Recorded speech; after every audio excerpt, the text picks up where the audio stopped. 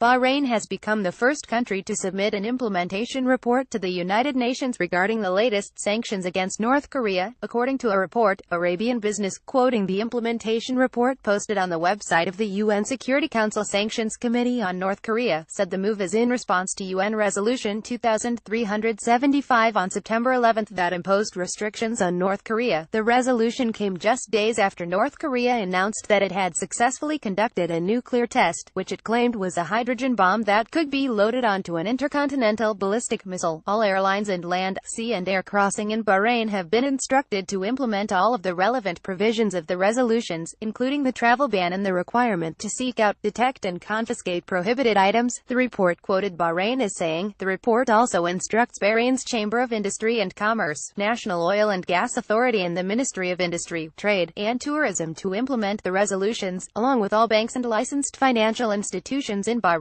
The National Committee is periodically monitoring the situation in order to ensure that the provisions of the resolutions are implemented comprehensively and continuously, Arabian Business, quoting Bahrain, said. As per the UN resolution, countries have a mid-December deadline to report on their implementation.